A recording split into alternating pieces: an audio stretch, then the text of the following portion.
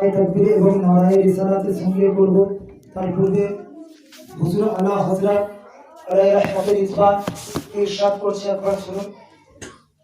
ইরশাদ হুজুর আলা হযরত ইরশাদ করছেন যে লা ওয়া রাব্বিল আরশ जिसको जो मिला उनसे मिला, ला व रब्बिल अर्श जिसको जो मिला उनसे मिला, ला व रब्बिल अर्श जिसको जो मिला उनसे मिला।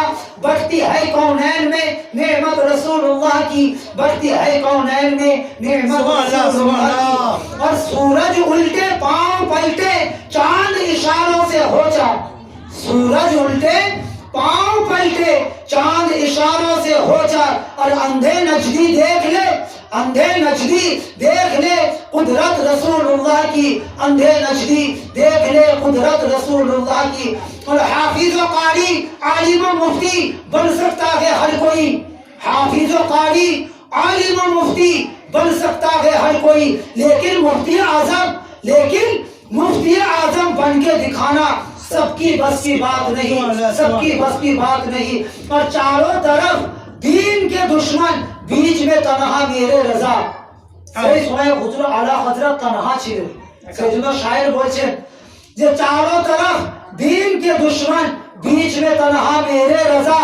और ऐसे में इस्लाम को बचाना सबकी बस की बात नहीं, और ऐसे में इस्लाम को बचाना सबकी बस की बात नहीं। আসুন আমরা হযরতের ইস্তেকবাল নারায়ে তাকবীর নারায়ে রিসালাতের সঙ্গে পড়ব। নারায়ে তাকবীর আল্লাহু আকবার, নারায়ে তাকবীর আল্লাহু আকবার, নারায়ে রিসালাত নারায়ে রিসালাত मसला के आला हजरत जिंदाबाद, मसला के आला हजरत जिंदाबाद, मुनाफिया अहले सुन्नत हजरत अल्लामा मौलाना मुफ्ती नुरुल आरेफिन साहब किबला जिंदाबाद। नाराए तकबीर अल्लाहु अकबर, नाराए रिसालत।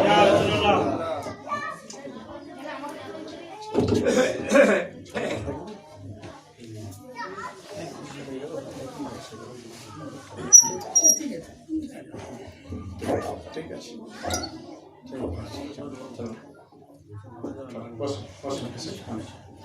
अस्सलामु अलैकुम व रहमतुल्लाहि व बरकातुहू। नहमदुहु व नुसल्ली व नुसल्लिमु अला रसूलिहिल करीम। अम्मा बाद फ़क़द क़ाल अल्लाहु तआला फ़ी कलामिहिल मजीद। बिस्मिल्लाहिर रहमानिर रहीम। فمن يعمل مثقال ذرة خيرا يره ومن يعمل مثقال ذرة شرا يره। صدق الله العلي العظيم وصدق رسوله النبي المكين المتين الكريم ورؤوف الرحيم. بعده في الشان حبيبه الكريم إن الله وملائكته يصلون على النبي يا أيها الذين آمنوا صلوا عليه وسلموا تسليما.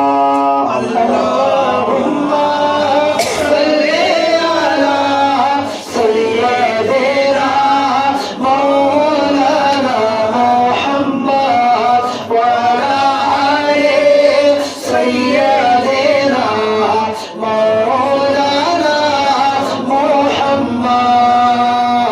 صلوا على محمد، صلوا على محمد، صلوا على محمد، صلوا على محمد। हर दम ज़ुबान से निकालो पाक नामे मोहम्मद, हर दम ज़ुबान से निकालो शफीअना मोहम्मद सल्लल्लाहु तआला अलैहि वसल्लम।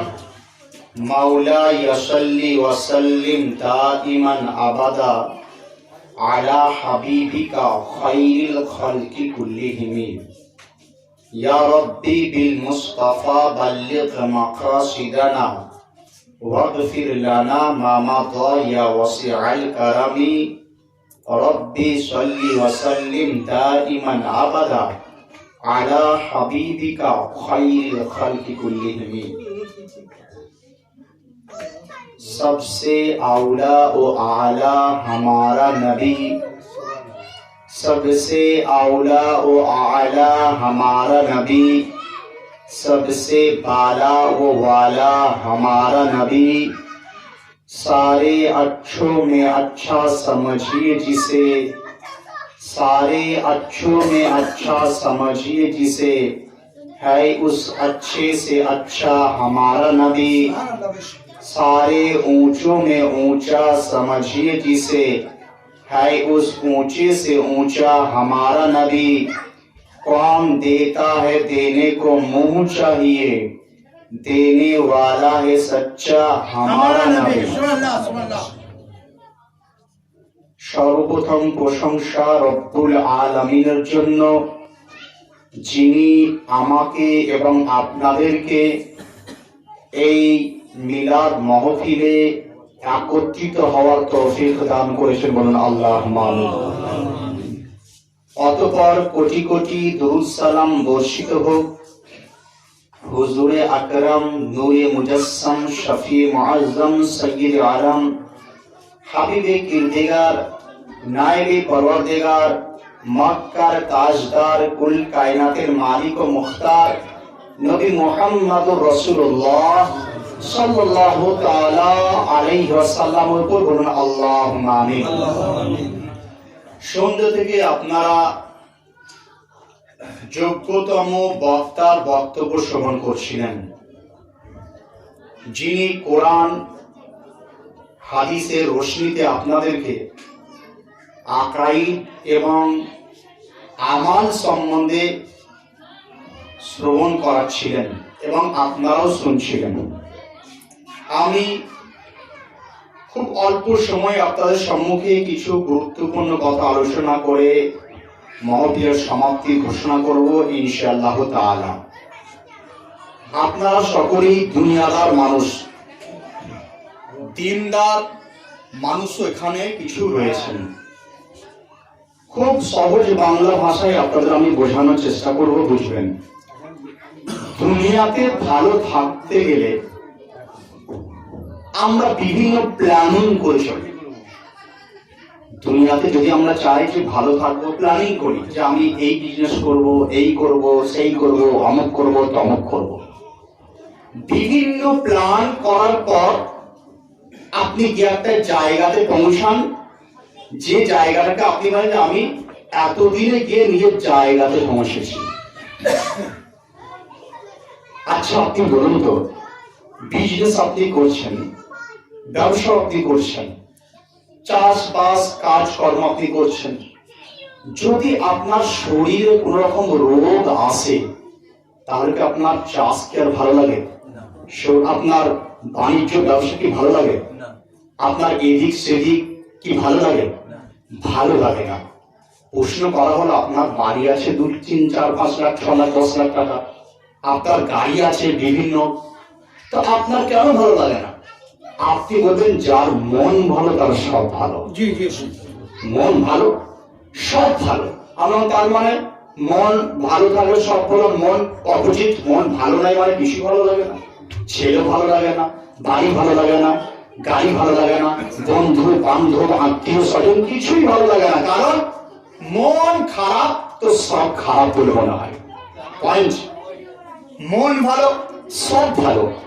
হঠাৎ আপনার মনের মধ্যে প্রশ্ন করাও, আপনাকে আমি প্রশ্ন করলাম যে মনে কি হয়েছে? আপনি বলুন আর বলবেন না, প্যারালাইসিস হয়ে গেছে। আচ্ছা কি হয়েছে? সুগার হয়ে গেছে। কি হয়েছে? জ্বর, সর্দি, কাশি, এমনকি বাড়িয়ে এখনকার আপনি বলতেই পারেন যে করোনা পজিটিভ ধরা পড়েছে, ইত্যাদি ইত্যাদি। তাহলে আমি বললাম যে আপনার তাহলে যদি প্যারালাইসিস এমনকি ক্যান্সার যদি হয়, তাহলে তা থেকে মুক্তি পাওয়ার জন্য আপনি বিভিন্ন জায়গায় ছোটাছুটি শুরু করে দেন। তখন এই ডাক্তার, সেই ডাক্তার, অমুক ডাক্তার, তমুক ডাক্তার, বর্ধমান না হলে কলকাতা, কলকাতা না হলে ভেলোর না হলে এখান সেখান করে আপনি ঘোরাফেরার চেষ্টা করেন। কারণ মনকে ভালো আপনি করতে চান। শরীরকে ভালো করতে চান, দুনিয়াতে মনকে ভালো রাখার জন্য বিভিন্ন কাজ আপনি করেন। যে যা কথা বলেছে, কেউ বলেছে বর্ধমানের অমুক ডাক্তার কাছে চলে গেছেন, কেউ বলছে অমুক ডাক্তারের কাছে চলে গেছেন, কেউ না দুর্গাপুরের অমুক হাসপাতাল, অমুক নার্সিং হোম, সেখানেও আপনি দৌড় লাগিয়েছেন। অ্যাজ এ রেজাল্ট আপনার মন কিন্তু ভালো হচ্ছে না। আমি প্রশ্ন করতে চাই, তাহলে দুনিয়ায় মনকে ভালো রাখার জন্য আমরা এখান সেখান দৌড় ঝাঁপ করতে শুরু করে দিই দুনিয়াতে ভালো থাকার জন্য। কিন্তু আপনারা কি জানেন আর একটা জিন্দগি আছে, যে জিন্দগির উপর ঈমান রাখা আমাদের ফরজ, যেটাকে মৃত্যুর পরে জিন্দগি বলা হয়, যেটা হাসরের মাঠে জিন্দগি বলা হয়, যেটাকে আপনার হাসরের মাঠে বিচার আচার করার পর জিন্দগি বলা হয়। যে জিন্দগি কোন লিমিটেশন নাই, আনলিমিটেড জিন্দগি যাকে বলা হয়। দুনিয়ার জিন্দগি লিমিটেড আছে 10, 20, 50, 60, 70, কিন্তু আখিরাতের জিন্দগি কোনো লিমিটেশন নাই, যার কোনো শেষ নাই, যার কোনো সমাপ্তি নাই, যার কোনো আপনার শেষ মুহূর্ত নাই। তাহলে আপনাকে আমি প্রশ্ন করতে চাই, দুনিয়াতে মন ভালো রাখার জন্য এদিক সেদিক ডাক্তার অমুক অমুক করে দিয়েছিলেন, একবার আপনি কি চিন্তা করেছেন যে হাসরের মাঠে ভালো থাকবো কি করে? দুনিয়াতে শরীরকে ভালো রাখার জন্য, দুনিয়াতে নিজেকে ফুর্তি রাখার জন্য আপনি বলেন মন ভালো তো সব ভালো। তাহলে দুনিয়াতে মন ভালো সব ভালো, আখিরাতে কি ভালো হলে সব ভালো হয়ে যাবে? আখিরাতের মধ্যে কি ভালো আপনার হবে যার জন্য আপনার সব ভালো? কবরে যাওয়ার পরেই জান্নাতি মহল আপনি দেখতে পাবেন।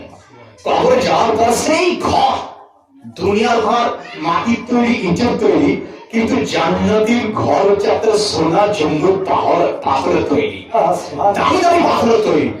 কবরে যাওয়ার পর যখন আপনাকে দিয়ে চলে এলো, চোখ খুলেই যদি আপনি সেই সকল বিছানা, যে বিছানা দুনিয়াতে কোনো দিন দেখেনি, কোনো ভিআইপি বলুন, যত অর্থ শালীন বলুন দেখেনি, যদি আপনি চোখে দেখে পান কত আনন্দিত আপনি হবেন। যে খাবার দুনিয়াতে কোনোদিন খাননি, সেই খাবার যদি কবরে যাওয়ার পর দেখতে পান কত আনন্দিত আপনি হবেন। সেই জায়গা যেখানকার দরজা দুনিয়া থেকে শুরু করে একদম আমাদের দরজা হয় কত 7, 7.5, 6 ফুট, কিন্তু আখিরাতে সেই দরজা যদি আপনার নজরে আসে যেটা জমিন থেকে আসমান পর্যন্ত তার দূরত্ব, যার ফুট তো ফুট কোনো হিসাব কেউ বলতে পারে না। তাহলে এত বড় ঘরে যদি আপনি নজর আপনার চলে কত আনন্দেই হবে। তাহলে দুনিয়াতে মন ভালো তো সব ভালো, আখিরাতে কি ভালো হলে আখিরাত ভালো হয়ে যাবে। কোন জিনিসটা ভালো হলে আখিরাত ভালো হয়ে যাবে, কোন জিনিসটা ঠিক হলে আখিরাত ঠিক হয়ে যাবে। আজ বহরমপুর গ্রামের সুন্নি মুসলমান ভ্রাতৃবৃন্দ, বোনেরা, মায়েরা শ্রবণ করছেন, শুনুন। তাহলে আখিরাতে ভালো থাকতে গেলে কি করা প্রয়োজন রয়েছে আগে জানুন। এক কথায় যদি উত্তর চান তাহলে আমি বলবো, ঈমান যার ভালো আখিরাত তার জন্য ভালো। ঈমান ভালো, আখিরাত ভালো। ঈমান যার সঠিক, আখিরাত তার জন্য সঠিক। ঈমান যার আপনার ভালো, সমস্ত দিকে সঠিক, তার আখিরাত সঠিক। তার অপোজিট ঈমান দুর্বল, আখিরাতের আপনার ব্যবস্থা আপনার জন্য দুর্বল হয়ে যাবে, আপনার জন্য দুর্বল। ঈমান নেই, কবরে যাওয়ার পর আযাব শুরু। ঈমান নাই, কবরে যাওয়ার পর কবরে আগুন শুরু। ঈমান নেই, কবরে যাওয়ার পর বড় বড় আজদাহা সাপ, বড় বড় অজগর সাপের থেকেও আপনার বিষাক্ত সাপ কবরে হাজির হয়ে যাবে। ঈমান যদি আপনার ভুল থেকে যায়, তাহলে দুনিয়াতে যেমন শরীর ভালো, সব ভালো, এক কথায় আখিরাতে আপনার যার ঈমান দুনিয়াতে ভালো হবে, আখিরাতে তার জন্য ভালো হয়ে যাবে। এরপরে প্রশ্ন, শরীরকে ভালো রাখার জন্য, দুনিয়াতে শরীরকে ঠিক রাখার জন্য এই ডাক্তার সেই ডাক্তার, কাউরির আপনি কথা সবারই কথা শুনেছেন। যখনই বলছে কলকাতা যাও, কলকাতা চলে গেছেন। যখনই বলা হয় ভেলোর যাও, ভেলোর আপনি চলে গেছেন। যখনই বলা হয় ব্যাঙ্গালোর যাও, ব্যাঙ্গালোর আপনি চলে গেছেন। কারণ এই দুনিয়ায় সাময়িক জিন্দগিতে নিজেকে ভালো রাখার জন্য, সাময়িক জিন্দগি হিসাব করে একটু যদি আপনি দেখেন, আখিরাতের 50 মানে একটা দিন, আখিরাতের একটা দিন এই দুনিয়ার 50,000 বছরের সমতুল্য হবে। এই দুনিয়ার 50,000, 50 নয়, 50-এর পরে 500, 5,000, তাহলে 50,000 বছর যদি এই দুনিয়াতে কেউ বেঁচে থাকে, তাহলে আখিরাতে একটা দিনের সমতুল্য তার বেঁচে থাকা হবে। পার্সেন্টেজ তাহলে 1 সেকেন্ডের সময় কিন্তু যারা 50 বছর আমরা বাঁচবো, কি 60 বছর বাঁচবো, কি 70 বছর, আখিরাতের 1 সেকেন্ড সমতুল্য কিন্তু আমরা দুনিয়াতে বাঁচি না। আখিরাতের 1 সেকেন্ড সমতুল্য আমরা দুনিয়াতে বাঁচি না। ওই 1 সেকেন্ডের জন্যই বাড়ি করার চেষ্টা করি, 1 সেকেন্ডের জন্যই গাড়ি করি, 1 সেকেন্ডের জন্যই বিভিন্ন রকম নিজেকে ফুর্তি তামাশা ইত্যাদি ইত্যাদি করে আমরা করার চেষ্টা করি। আচ্ছা, 1 সেকেন্ডের জন্য যদি আপনারা এত কাজ করেন যেখানে অফুরন্ত জিন্দেগি, তাহলে সেখানে থাকার জন্য কি কাজ প্রয়োজন রয়েছে, কেমন কাজের প্রয়োজন?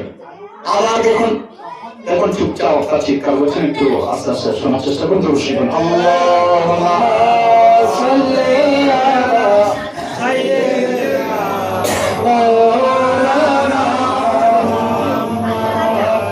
আলা আলি সাইয়্যিদিনা মাওলানা মুহাম্মদ। সাল্লু আলা মুহাম্মাদিন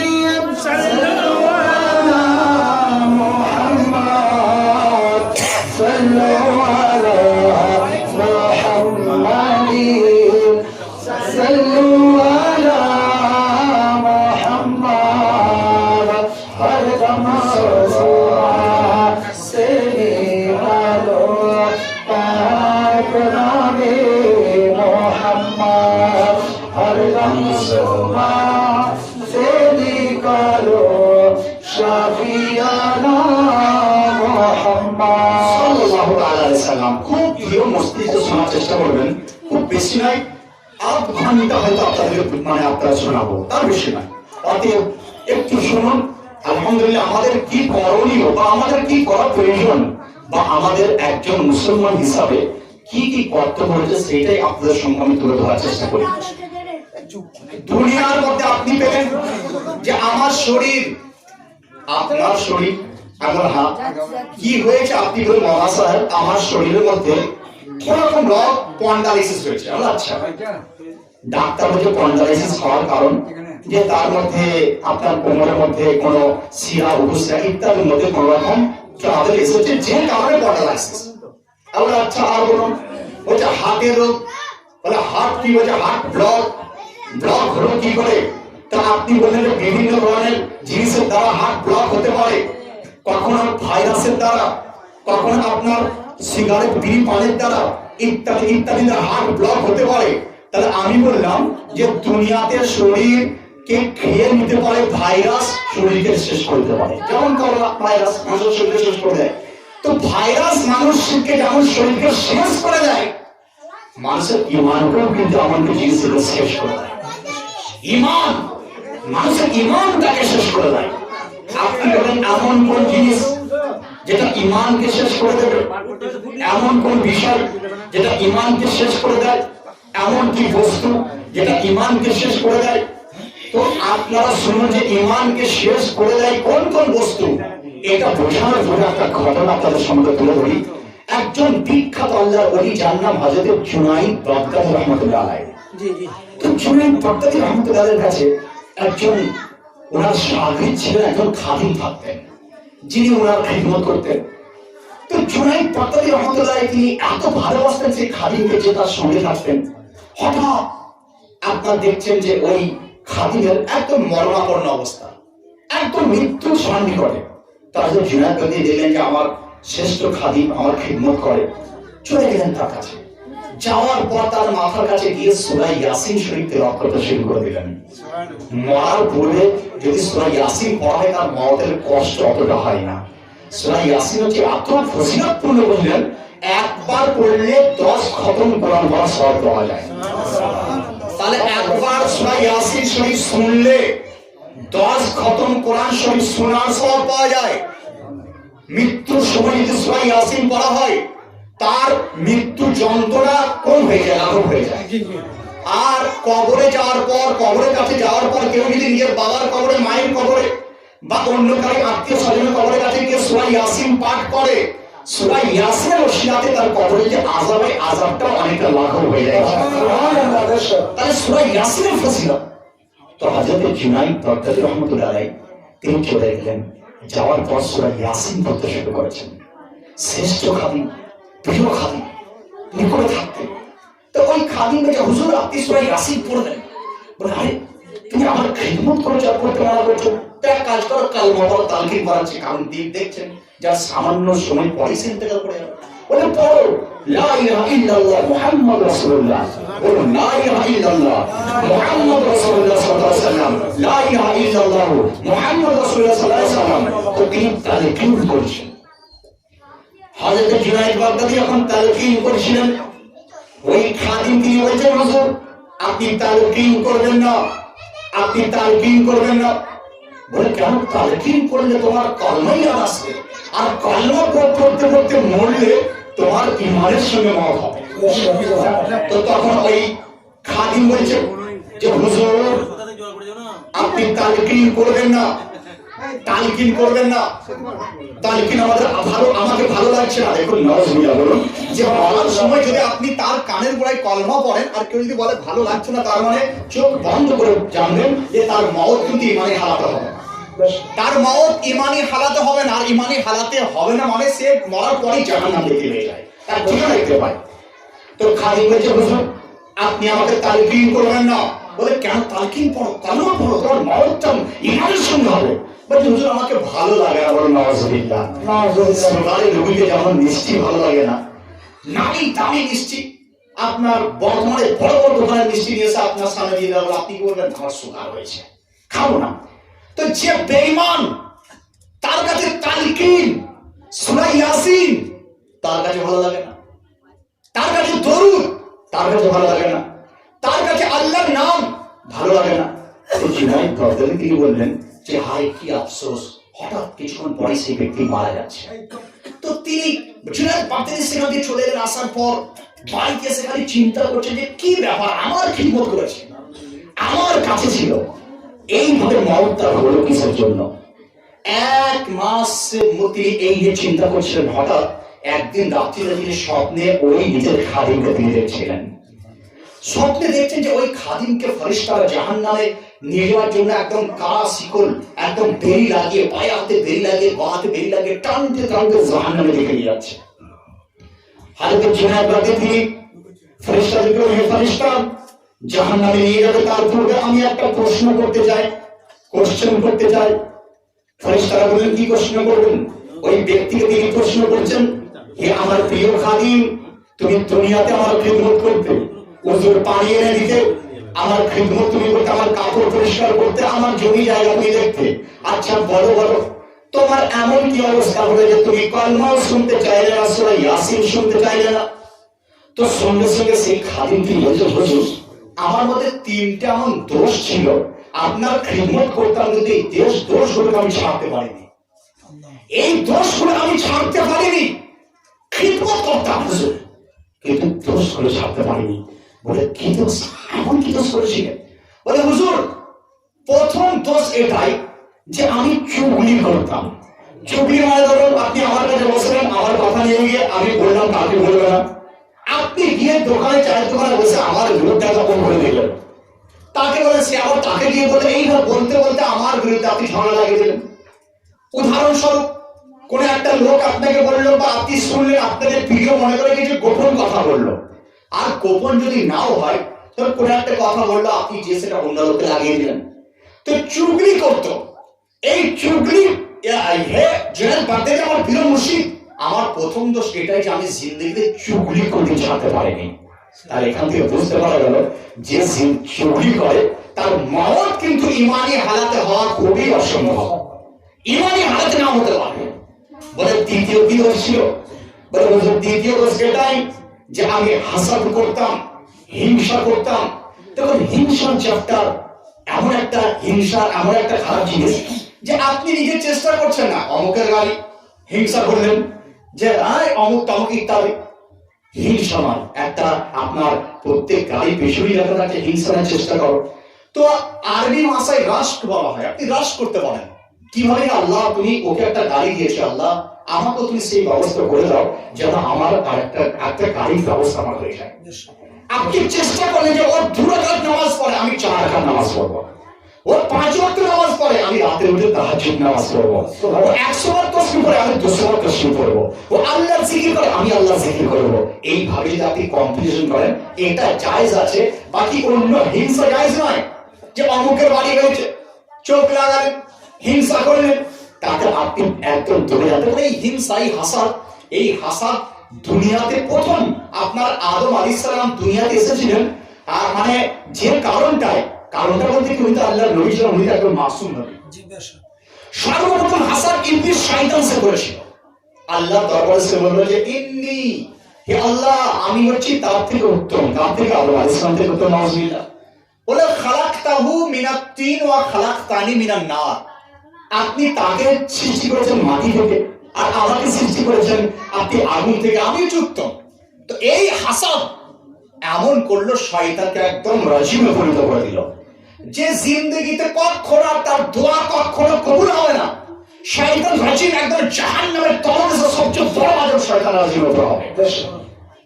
তাহলে বোঝা গেল হাসাদ, হিংসা হচ্ছে এমন একটা জিনিস যে আপনাকে শয়তানের দলভুক্ত নিয়ে চলে যায়। হাসাদ হচ্ছে এমন একটা জিনিস যে আপনাকে একদম জাহান্নামে নিয়ে চলে যায়। তাহলে এই হাসাদ যদি আপনার অন্তর মধ্যে থাকে, তাহলে আপনি জিন্দেগিতে কোনোদিন মানে ঈমানের সঙ্গে যে মওত হবে, এটা কিন্তু কনফার্ম আপনার নয়।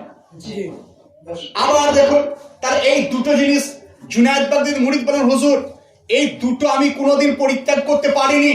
আরো একটা বিষয় তিনি বলেছিলেন, যে জিনিসগুলো মানুষকে জাহান্নামে নিয়ে যায়, ঈমান থেকে আপনার দূর করে দেয়। ঈমানের মধ্যে যেমন আপনার শরীরের মধ্যে ভাইরাস অ্যাটাক করলে শরীর খারাপ হয়ে যায়, তো কাউকে যদি হাসাদ কারোর মধ্যে চলে আসে, তার ঈমান খারাপ হয়ে যায়। কারোর মধ্যে চুগলি যদি চলে আসে, ঈমান খারাপ হয়ে যায়। মিথ্যা কথা কেউ যদি বলে, তার ঈমান খারাপ হয়ে যায়।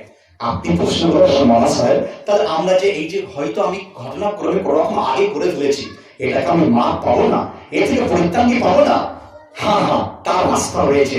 রব্বুল আলামিন হচ্ছেন মেহেরবান, আমাদের রব তিনি মেহেরবান। একজন মা তার বাচ্চা যদি কান্না করে, কাঁদতে শুরু করে, তো মায়ের যত কাজ থাকুক না কেন, মা দেখবেন ছুটে গিয়ে তার বাচ্চাকে কোলে নিতে শুরু করে, বাচ্চাকে কোলে তুলে নেয়।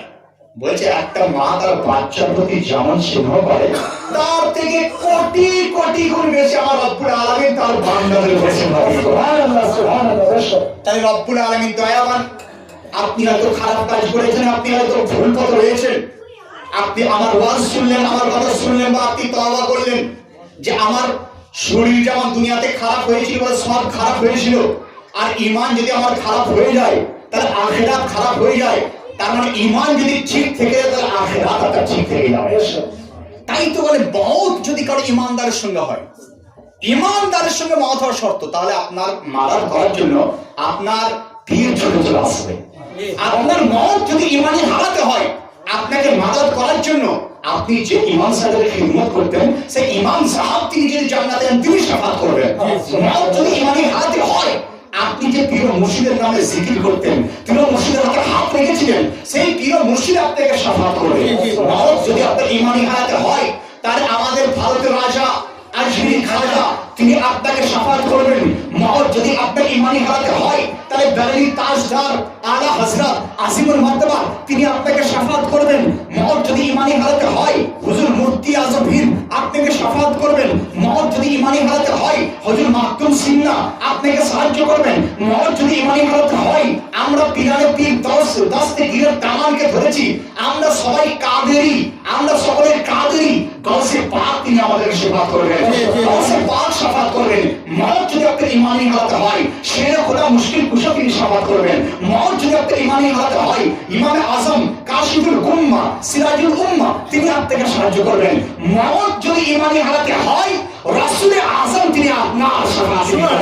সুবহানাল্লাহ, নারে তাকবীর, আল্লাহু আকবার, নারে তাকবীর, আল্লাহু আকবার, নারে রিসালাত, ইয়া রাসূলুল্লাহ, নারে রিসালাত, ইয়া রাসূলুল্লাহ, নাজিল আহলে সুন্নাহ জিন্দাবাদ, জিন্দাবাদ, ওয়াসলা কি আলা হযরত জিন্দাবাদ, নারে গাউস, ইয়া গাউস, নারে গাউস, ইয়া গাউস, নারে হায়দারি, ইয়া আলী, নারে হায়দারি, ইয়া আলী, নারে তাকবীর, আল্লাহু আকবার, নারে রিসালাত, ইয়া রাসূলুল্লাহ। তাহলে এতক্ষণ আপনি রাসূলের যে মওত যদি ঈমানি হালাতে হয়, তাহলে ঈমানকে বাঁচিয়ে রাখতে হবে, সব সময় চেষ্টা করতে হবে ঈমান কি করে ঠিক থাকে। কারণ কখন যে মওত হবে আপনি বলতে পারবেন না। কত যুবক যুবক লোক আপনি দেখলেন যে এক বর্ষের মতো কত যুবক লোক চলে গেল, তার মানে বোঝা গেল যে আজ কাল গেছে, কাল হয়তো আমার বাড়ি আসতে পারে, আমার বাড়ি। তাহলে মওত ইমানি হালাতে হতে গেলে আপনার ইমান কি করে ঠিক রাখে সেই সূত্রটা খুঁজে বের করতে হবে। ইমান কি করে আমার ঠিক থাকবে, তার জন্য আপনার ওলামায়ে কেরাম আলিমের দিন তাদের দামানকে ধারার প্রয়োজন রয়েছে।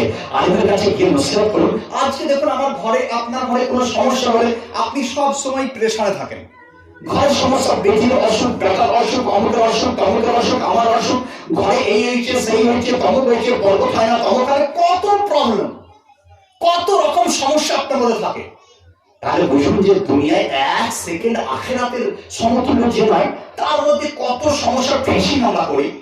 আর যেটা অফুরন্ত জিন্দগি, আর সেই অফুরন্ত জিন্দগিতে ভালো থাকতে গেলে আমাদের ভালো ইমানের প্রয়োজন রয়েছে। ওই ইমান কি করে মজবুত হবে তার জন্য কিন্তু আমরা জিজ্ঞাসা করি না।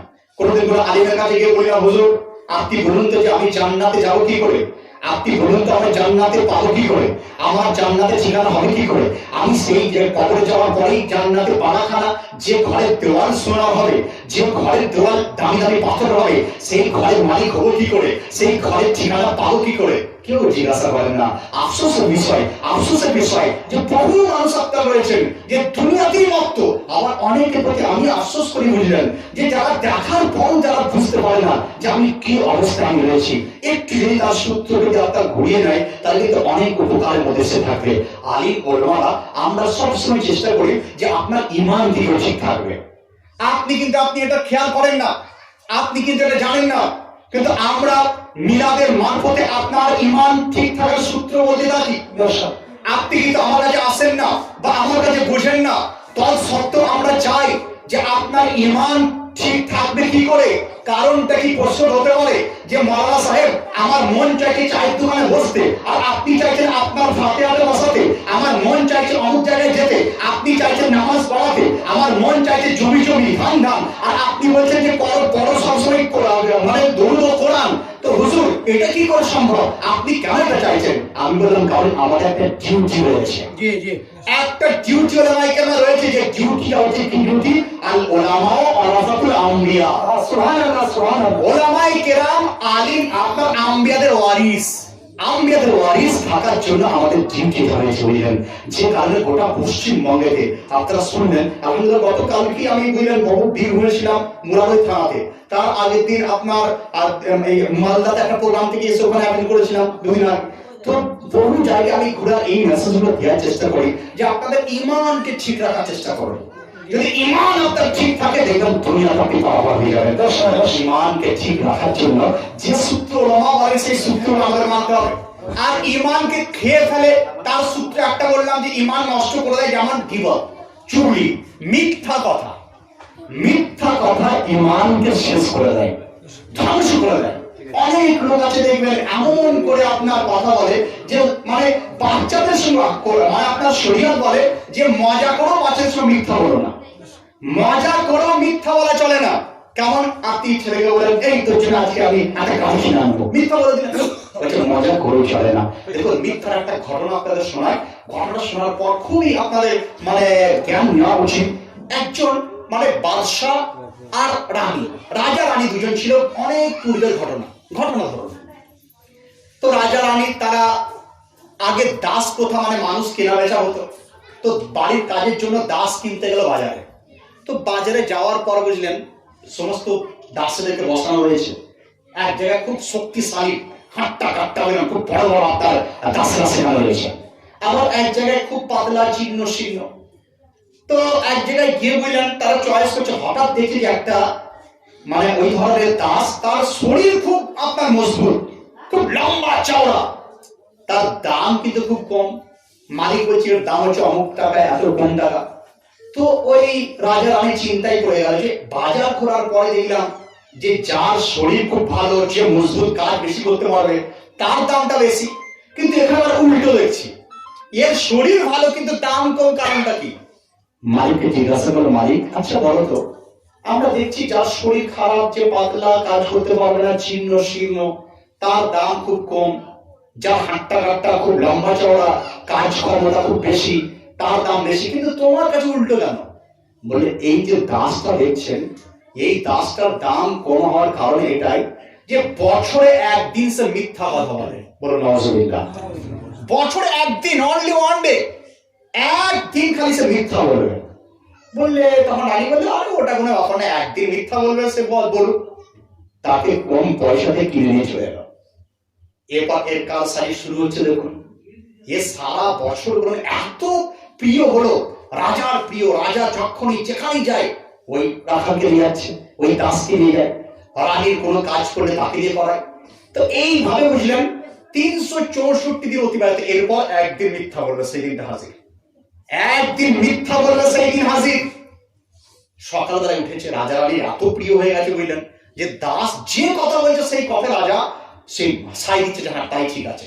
বলছে রাজা মশাই আপনার অমুক জায়গাটা বিক্রি করে ঠিক আছে, অমুকটা অমুককে দিয়ে দেন, সব ঠিক আছে। রাজা এমন তার বশ হয়েছে বুঝলেন যে রাজাকে যা বলছে, রাজা যা বলছে রাজাকে বলছে, সে রাজা সেটা শুনছে। এরপর দাস সকালবেলায় উঠে মিথ্যা বললো। সেদিন কি বললো? রাজার কাছে গিয়ে বলল রাজা মশাই 364 দিন আমার অতিবাহিত হলে একটা দিন বাকি, একদিন হলেই 1 বছর হয়ে যাবে। তো আমি দেখলাম যে রানী কিন্তু আপনাকে ভালোবাসে না, রানী কিন্তু সঠিক ভালোবাসে না। বললে কেমন কথা রে? বল হ্যাঁ, কারণটা আমি আপনাকে বিকেল দিকে বলবো। ঠিক আছে, তাই বিকেল বেলা বলবো। রাতে কাজে বেরিয়ে গেল, রানীর কাছে গেছে। রানীকে বলছে রানী মা শুনুন, 365 দিনের 364 দিন পার হয়ে গেছে, একটা দিন বাকি। ওই একটা দিনের মধ্যে আমি দেখলাম, এতদিন থাকার পর আমি দেখলাম, বুঝলাম, সেটা আপনাকে বলতে চাইছি, কারণ একটা দিন ওই 1 বছর হয়ে যাবে। বলে কি? বললে রাজা কিন্তু আপনাকে ভালোবাসে না। যতই বলে রাজা তো আপনার সকালে বেরিয়ে যায়, যে অন্য কোনো চক্করে সে থাকে, সে ভালোবাসে না। বলে তাই নাকি? বলে হ্যাঁ, আমি রাজার সঙ্গে ঘুরেছি, বিভিন্ন জায়গায় গিয়েছি, দেখলাম যে রাজার আপনার প্রতি বিন্দু মাত্র মহাব্বত তার নাই। বলে তাহলে কি করতে হবে? বলে করতে একটাই হবে, আমি পারবো, কারণ আমি এতদিন অমুকের গোলামি করেছি, অমুকের গোলামি করেছি, আর এগুলো আমার জানা আছে। বলে কি? বলে এক কাজ করবেন, রাত্রি বেলাতে রাজার কান মুতোর কাছে আপনার 1 গোছা চুল, ওই 4-5টা চুলের দরকার, ওই চুলটা আমাকে দেবেন, আমি এমন তাবিজ করবো যে যেন আপনার পিছনে ঘুরঘুর করে। বলে আচ্ছা, কিন্তু এটা খুব তো কঠিন ব্যাপার। বলে কারণ? বলে রাজার ওই যে চুল কাটবো, তো কাটবো তখন রাজা কাটতে দেবে কেন? বলে সেটাও আমার কাছে জানা আছে। বলে কিভাবে? রাত্রিবেলা আপনি যাবেন, যখন রাজা ঘুমাবে, আমি একটা ভালো খুর আপনাকে দেবো, এইটুক করে দিয়ে ওই 4-5টা গাছানি চলে আসবেন। বললে তাহলে ঠিক আছে, খুরকে দিয়েছে বললেন, রানী চলে গেল। দুপুর বেলায় রাজা হাজির। রাজা বলে যে বল দাস, এমন কি জিনিস তুই দেখেছিস যেটা দ্বারা তুই বললি যে রানী আমাকে ভালোবাসে না? বলে শুনুন, আমি এই জিনিস দেখেছি, আজকে রাত্রি আপনি দেখবেন যে কেমন ভালোবাসে। বলে কেন? বলে আজ রাত্রে দেখবেন যে খুর নিয়ে আপনাকে সে মারতে যাবে, গলা কাটতে যাবে। খুর নিয়ে চলে যাবে। রাজাকে বলে দিয়েছে বুঝলেন, রাজা তো রাত্রিবেলা ঘুমায় না, আর এদিকে রানীকে বলেছে চুলের গোছা খুর দিয়ে কাটবে। রাত্রিবেলা যে যখনই খুর আপনার বসানো, রাজা তো ছিল রেগে, বললেন একদম তেলে গুলো হয়েছিল বললেন, দেখার বাই খুরকে নিয়ে একদম রানীকে এমন খুন করলো, সমস্ত স্পটেড হয়ে গেল। সকালবেলাতে এবার রাজা মানে ওই রানীর ফ্যামিলি, অন্য রাজা, তারাও একে এসে দেখলো রানী মরে গেছে, একদম তারাও রাজাকে ওই জায়গাতেই তারা শেষ করে চলে গেল। তাহলে আপনি বলুন, একটা মিথ্যা পুরো সাম্রাজ্যকে শেষ করে দেওয়া হয়। একটা মিথ্যা পুরো ঘরকে আগুন করে দেয়। তাহলে আপনারা সকাল থেকে সন্ধ্যের মধ্যে একবার নিজেকে চিন্তা করেছেন যে কত মিথ্যা আপনারা বলছেন? একবার নিজেকে চেঞ্জ হয়, মানে একবার নিজের প্রতি আপনি ঝুঁকে দেখবেন যে লোকের তো খালি আমি বিচার করি, অমুক সে করেনি, তে অমুক করেনি, তে করেছে সে অমুক, ইত্যাদি ইত্যাদি। একবার নিজের দিকে ঝুঁকে দেওয়ার চেষ্টা করুন ভাইজান, একবার নিজেকে পরীক্ষা করার চেষ্টা করুন, তাহলে বুঝতে পারবেন যে আপনার ঈমান কি অবস্থা রয়েছে। মিথ্যা। রাসূল পাকের দরবারে একজন সাহাবী এসে একজন জিজ্ঞাসা করলেন, ইয়া রাসূলুল্লাহ, আমার মধ্যে এমন কিছু মানে ভালো জিনিস নাই, সমস্ত খারাপ জিনিস রয়েছে, আমি ইসলাম গ্রহণ করতে চাই। মানে তখন সাহাবী মাননি, এবার সাহাবী হবেন। বলে তাহলে কলমা পড়ো। বলে হুজুর কলমা পড়বো, কিন্তু আপনি যদি আমাকে বলেন যে আজকে আমাকে মদ খাওয়া ছাড়তে হবে, পারবো না, এই করতে হবে, পারবো না, এই করতে পারবো না, কারণ সব খারাপ ব্যাড ইফেক্ট আমার কাছে আছে, ব্যাড জিনিস আমার কাছে আছে, কিন্তু একটা আপনি আমাকে যদি বলেন অনলি ওয়ান, একটা নসিহত করবে, একটা জিনিস আপনি বলবেন সেটা আমি ছেড়ে দেবো। বলে আচ্ছা তুমি আজ থেকে ওয়াদা করো আমার হাতে হাত দিয়ে যে জিন্দগিতে যতদিন বেঁচে থাকবে কোনোদিন মিথ্যা কথা তুমি বলবে না। মিথ্যা কথা কোনোদিন বলবে না। সঙ্গে সঙ্গে তিনি হাতে হাত দিয়ে ওয়াদা করলেন, ইসলাম কবুল করার পরে ইয়া রাসূলুল্লাহ জিন্দগিতে যতদিন আমি থাকবো আপনার হাতে, পবিত্র হাতে, নুরানি হাতে হাত দিয়ে ওয়াদা করলাম যে জিন্দগিতে আর মিথ্যা কথা কোনোদিন আমি বলবো না। এইভাবে ওয়াদা করে চলে গেল। রাত্রিবেলায় বাড়িতে গিয়ে ঘুমিয়েছেন। খারাপ কাজ যাদের করা অভ্যাস, বারবার দেখুন সেই কাজটার প্রতি মন যায়। তো রাত্রিবেলায় উঠে তিনি ভাবছেন অমুক জিনিসটা করতে যাব। হঠাৎ তার ইমান তাকে জেনে ধরছে, ইমান খিদে ধরেছে যে তুই যে এই কাজটা করতে যাচ্ছিস, সকালবেলায় রাসূল পাকের দরবারে হাজির হবি, হুজুর পাক যখন তোমাকে প্রশ্ন করে যে রাত্রি কিভাবে কাটিয়েছো, যদি তুমি বলো ইয়া রাসূলুল্লাহ রাত্রি ঘুমিয়ে কাটিয়েছিলাম, তাহলে তো মিথ্যা বলা তোমার হবে। আর যদি বলো আপনি চুরি করতে গেছিলাম সাপোজ ফর এক্সাম্পল, তাহলে হুজুর তো তোমার হাত থেকে কেটে দেবেন। ইসলামের বিচারেকায় চুরি করলে আপনার 10 দিরহাম সমতুল্য যদি চুরি হয়ে যায় হাত কেটে দিতে হবে, তাহলে হাত তো কেটে দেবেন। তো ওই ব্যক্তি নিজের প্রতি নিজের প্রশ্ন করতে গেলে উত্তর চলে এলো যে না না, খারাপ কাজে নয়, গিয়ে বিছানাতে ঘুমিয়ে পড়। তিনি বিছানাতে ঘুমিয়ে পড়ছেন, আবার কোন একটা খারাপ কাজের প্রতি তার ইচ্ছা হচ্ছে, আবার তিনি উঠে যাচ্ছেন। আবার ওঠার পরে আবার তিনি চিন্তা করছেন যে রাসূলের আকরামের দরবারে হাজির হয়ে হুজুর আমাকে ইরশাদ করবেন যে রাত্রি কাটিয়েছো কিভাবে। যদি আমি বলি ইয়া রাসূলুল্লাহ রাত্রিবেলায় ঘুমিয়ে কাটিয়েছি, তারপরে মিথ্যা বলা হবে। আর যদি বলি হুজুর এই পাপ করেছি, তার আকায়ে কারীম আমাকে সাজা দেবেন। তো আপনি করলেন কি? রাত্রি বেলাতে তিনি আর খারাপ কাজ না করে এসে আবার তিনি শুয়ে পড়ছেন। কি একটা কথা, একটা মেসেজ যে মিথ্যা বলবো না, এই ওয়াদা ওই সাহাবীকে সারা রাত কয়েকবার বিছানা থেকে ওঠার পরে আবার তিনি বিছানাতে শুয়ে পড়ছেন। শেষ বেলায় সকালবেলায় যখন মসজিদ নববী শরীফের মধ্যে আযান শুরু হয়ে গেছে, ওই সাহাবী ছুটতে ছুটতে দৌড়তে দৌড়তে রাসূল আকরামের কদমে এসে পড়ে গেছেন, রাসূল পাকের পায়ে এসে পড়ে গেছেন। ইয়া রাসূলুল্লাহ ইয়া হাবিবাল্লাহ, আমি রাত্রিবেলাতে অমুক অমুক কাজ করবো ভাবছিলাম, কিন্তু একটা ওয়াদা, একটা শপথ, মিথ্যা বলবো না, এই ওয়াদা আমাকে সমস্ত কাজ থেকে খারাপ কাজ থেকে মুক্ত করে দিয়েছে। তাহলে বুঝুন মুসলমান, আমরা সেই নবী মুস্তাফা উম্মত, নবী মুস্তাফা উম্মত, আপনার ঈমানকে সঠিক রাখা প্রয়োজন রয়েছে। তাহলে ঈমান আপনার খারাপ হবে কি করে?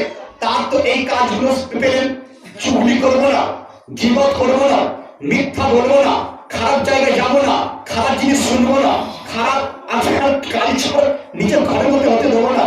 এইগুলো যদি আপনি করেন তাহলে ইমানের মধ্যে কোনো রকম আঁচ আসতে পারে না। আর ইমান মজবুত হবে কি করে সেই প্যারেলটা আলোচনা করি। একবার দর্শিত করুন, আমি এখন বক্তব্য শেষে দিয়ে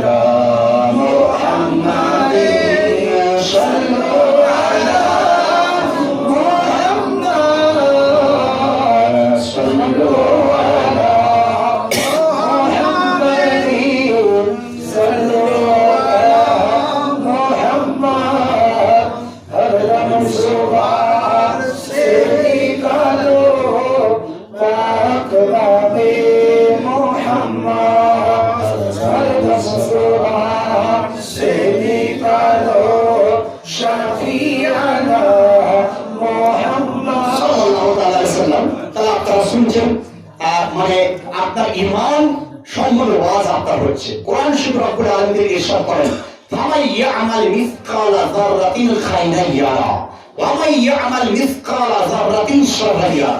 সূরা জিলজাল আম্মা পড়ার মধ্যে বর্ণিত যে দুনিয়াতে বিন্দু পরিমাণ ভালো কাজ যদি কেউ করে থাকে, কাল কিয়ামতের মাঠে সেই কাজটা সে দেখতে পাবে। আজকে বিজ্ঞান আমাদের খুব সহজ করে দিয়েছে। দেখবেন যে আপনার বিজ্ঞানের দ্বারা বহু জিনিস, আপনার যেমন শরীর চেক আপ করতে গেলে বিভিন্ন ভাইরাস ধরা পড়ে যায়, এখন আপনার চোখের সামনে দেখতে পান, আপনার ব্লাড রয়েছেন যেটা সমস্ত কিছু করতে পারেন। অনুরূপ কাল কিয়ামতের মাঠে আপনি যেটা ভালো কাজ করেছেন, আপনি কাউকে কিছু দান করেছেন, কবরের মধ্যে আপনার সঙ্গে সঙ্গে চোখের সামনে ভেসে উঠবে। কারোর সঙ্গে ভালো ব্যবহার করেছেন, চোখের সামনে আপনার ভেসে উঠবে। কাউকে আপনি ভালো উপকার করেছেন, কাজটি আপনার চোখের সামনে ভেসে উঠবে। আপনি নামাজ পড়েছেন, চোখের সামনে ভেসে উঠলো। রোজা রেখেছেন, চোখের সামনে ভেসে উঠবে। এক কথায় ভালো জিনিস যেটাই করবেন সেটাই আপনার সঙ্গে আপনি দেখতে পেয়ে নেবেন। কোরআন বলে ফামাই ইয়ামাল মিসকালা যারাতিন খায়রা ইয়ারা, বিন্দু পরিমাণ যদি কেউ ভালো করে থাকে সেটাও সে কাল কিয়ামতের মাঠে সে দেখতে পাবে, সুবহানাল্লাহ, দেখতে পাবে। ওয়ামাই ইয়ামাল মিসকালা যারাতিন শাররা ইয়ারা, আর কেউ যদি বিন্দু পরিমাণ খারাপ করে থাকে সেটাও কিন্তু সে দেখতে পাবে। কবার চুরি করেছেন, কবার মিথ্যা বলেছেন, কবার মদ্যপান করেছেন, কবার খারাপ কাজের দিকে গেছেন, কবার কিসে গেছেন, সমস্ত জিনিস দেখতে পাবে। তাই ভাইয়েরা, আপনাদের উচিত এটা যে খারাপ কাজ থেকে যত আপনি দূরে থাকবেন, জানবেন যে আপনার ঈমান কত মজবুতের দিকে যাচ্ছে। খারাপ কাজের সাথে দেখুন, আজ মদ্যপান করা একদম বহু লোক আম ভাবে।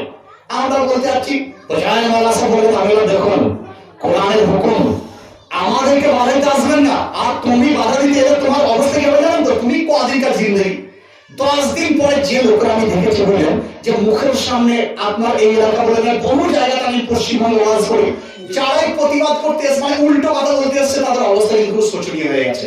কারণ আমি আমার ঘরের কথা নয়, এটা হচ্ছে কোরআন হাদিসের মেসেজ, দ্বারা কোরআন হাদিসের কথা আপনার বলার চেষ্টা করি। তো মদ্য পান করার সময় হাদিসে আলী সেই কথা তিনি বলছেন যে কোন মানুষ, শুনে নাও তোমরা, মদ্যপানকারীরা শিক্ষা পেয়ে নাও যে কত খারাপ। একবার মদ পান করে সেই অংশটা কোনোদিন জান্নাতে যেতে পারবে না।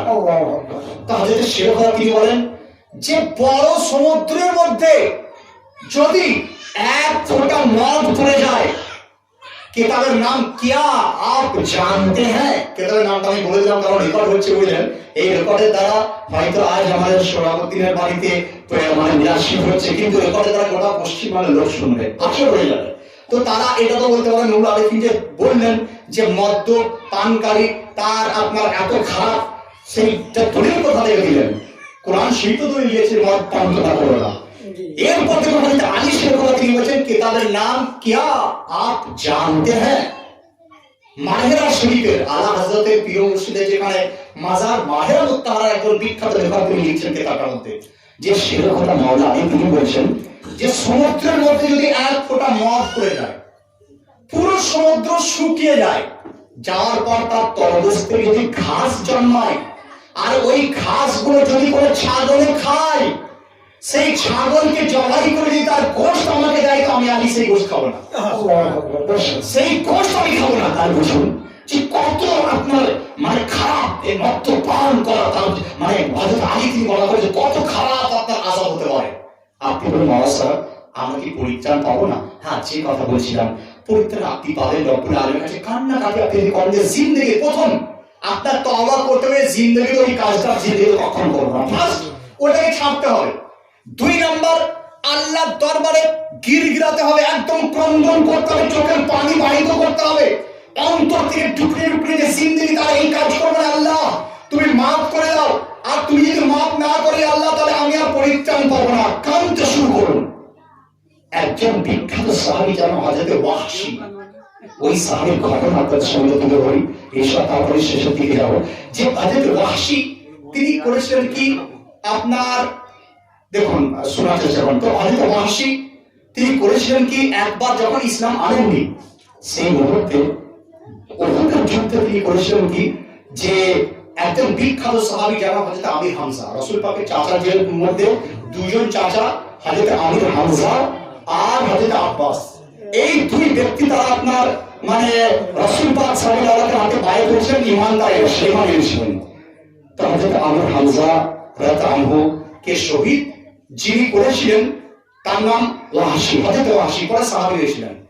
হযরত আমির হামজা ঈমান আনার পর ইসলামের মধ্যে শান এত বেড়ে গিয়েছিল, এত বেড়ে গিয়েছিল যে রাসূল পাক যখন প্রথম দিকে নামাজ পড়তেন কাউরে ঘরে লুকিয়ে বা আপনার আড়ালে পড়তে হতো।